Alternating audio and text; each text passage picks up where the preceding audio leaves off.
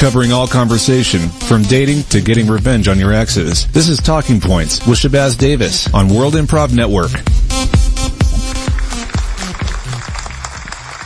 Thank you. Thank you. Good evening, everyone, and welcome to Talking Points. My name is Jerome Carmichael, filling in for Shabazz Davis this week, who's busy being on this show. Welcome to the show, Shabazz. Yeah, America. This is something special for me. Because normally I'm out and about doing some things, and Shabazz doesn't have time for a show. And Jerome is always there. I've got your back, Shabazz. Yeah, you do. And today, I got yours. Oh, well, I will say wonderful to finally meet you in person. Yeah. We've kind of just passed each other like ships in the night for many years now.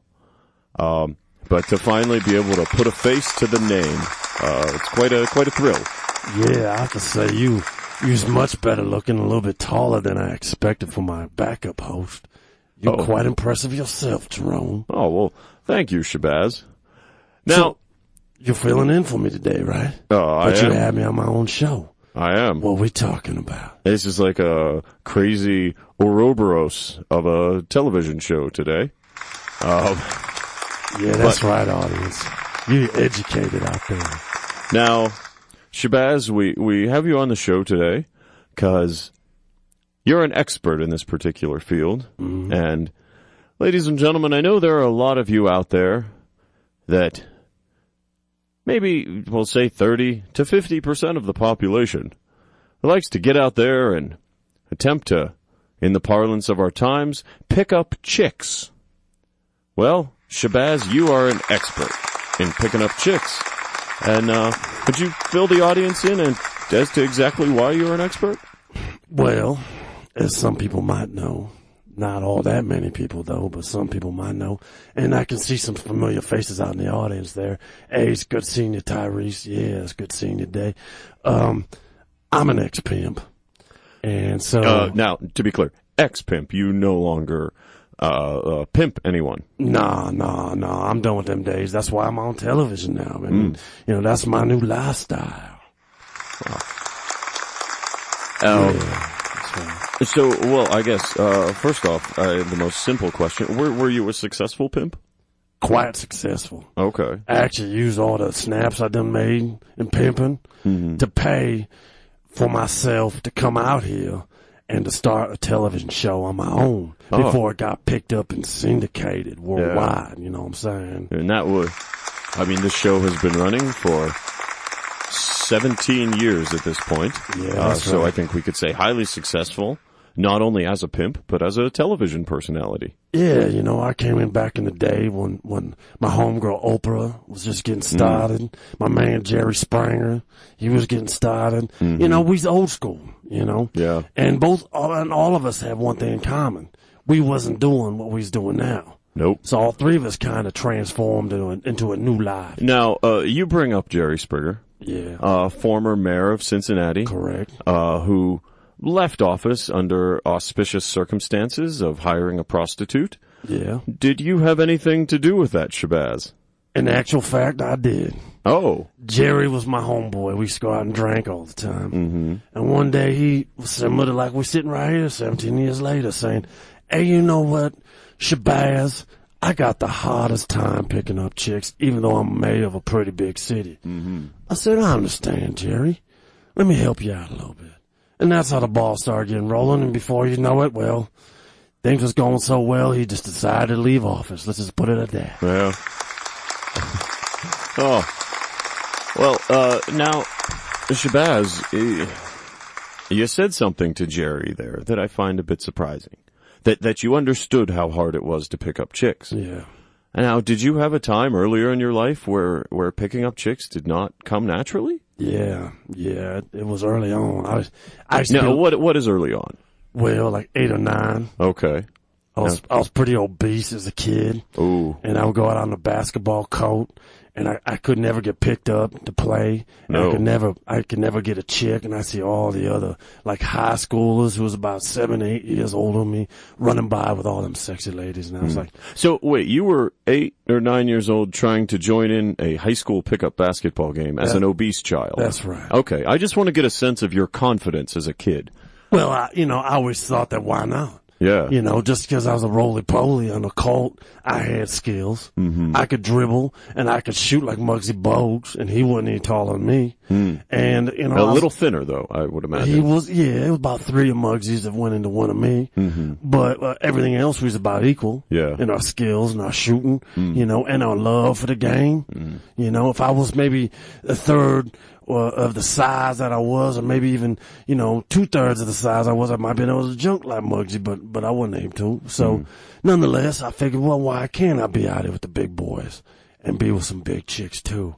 And that kind of was what started the whole thing rolling, But clearly you weren't successful at the beginning. You weren't getting picked up for the games, and of course, if you're not playing, the basketball chicks are not going to want anything to do with you. Oh, even further than that, they was laughing at me, and they didn't be throwing the basketballs because the high schoolers used to have the chicks underneath the net. So if the ball was an air ball or it went way over the backboard or went out of bounds, they were there to fetch the balls and throw them back to the players. Mm-hmm. And every time that happened in my situation, they try to hit me in the head and just laugh at me. They wouldn't even throw it back polite. No, that's just cruel. Audience, do not clap for such cruelty. Yeah, audience, why would you want me to get hit in the head with a basketball? Now, Shabazz, we see your humble beginnings. When did things turn around? What caused this switch for you? Well, I was sitting at home one day with my uncle, and we was watching I'm Gonna Get You, Sucker. Mm. And what a great classic. movie. Classic. Mm-hmm. And that movie right there inspired me to be great. Absolute greatness. I was like, I'm no longer going to be the roly-poly that's always left out. Mm-hmm. I'm going to be something. But you were still fat at this time. Yeah, at that point in time, I maybe lost a third of my weight, but I started growing too. Mm. So I was constantly battling my height and my weight, Yeah. And then before you knew it, I was, 584 pounds, you know what I'm saying? Yo, audience, at 585 and I 584 ain't no pretty ass stance for nobody. Come on now. I done raised y'all better than that in the last 17 years. Yeah, show a little respect, please. Yeah, Jerome. So, you decide to have this switch. You're inspired by I'm gonna get you, sucker. Yeah. Now, what changed? What were the practical changes that you enacted when you were dealing with women? I was observant. I could see, almost like tracking, like a lion tracking some gazelle. I could almost see what characteristics I needed to improve and what I need to do to get that catch. You know what I'm saying? And that's what really took hold right there. So, now is this like an infrared heat vision kind of thing where you could track their temperature fluctuations? Exactly. What I realized after seeing I'm Gonna Get You, Sucker, and I think it was Big John Swade, linebacker for the Kansas City Chiefs, I saw a dynamo in his eyes. And I watched that so many times that I could see the subliminal messaging that they had in the film, and I trained myself that if I could read that, I could see infrared signatures, and I could because I slowed the frame rate down that slow that I was able to see the infrared signatures of women. I could see when they was excited, when they wasn't, and what I needed to do to escalate the heat that they had in their body for me. So you have this newfound power, right? And I'm just going to say this, Shabazz. I don't approve of pimping as a profession. I think it's exploitative. I think it's cruel. And frankly, I think it's an excuse that men use to hold women down and prevent them from achieving like they can. Now, I know you've put that life behind you. Yeah. But it seems to me that at that time in your life, you made a very poor decision on what to do with this power. Well, what you want me to do? Look at me, Jerome. Do you want me to be the 584 pounds, waddling in a Section 8 housing on a government check, eating nothing but Doritos and pig's feet, and then dying at the age of 24 of coronary heart disease? Or do you want me to make something better of myself, and sometimes the ends justify the means? You know what I'm saying? Wow.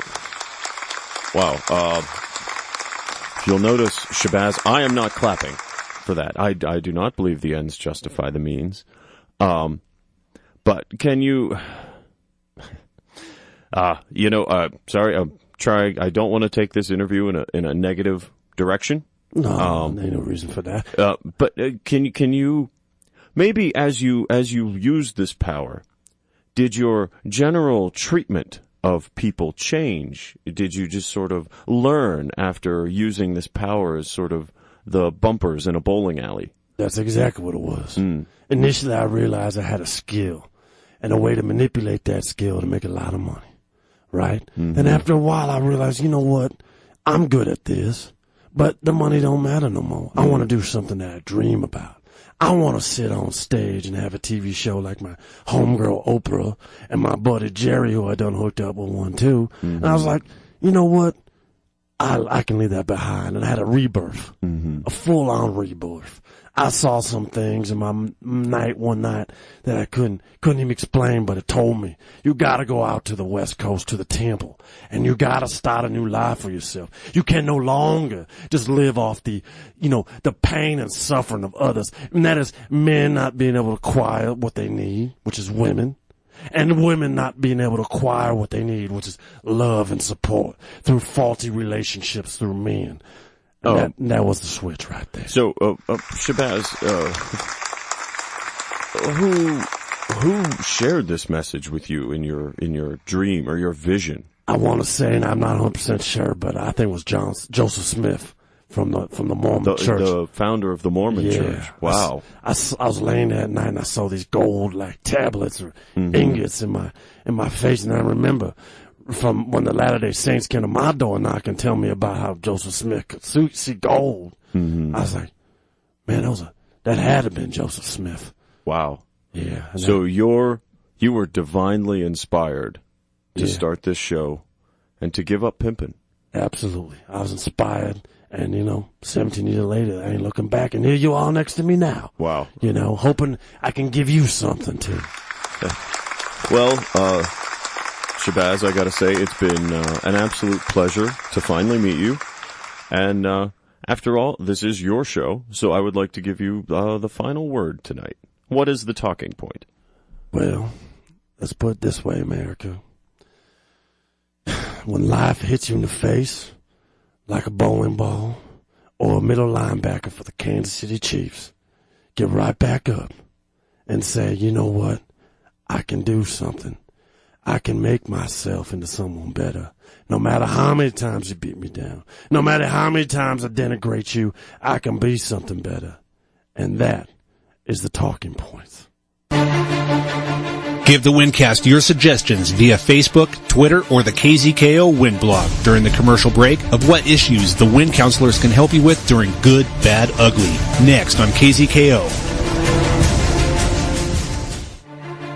Stay tuned. We'll be right back with another exciting segment for Win on KZKO The Vibe.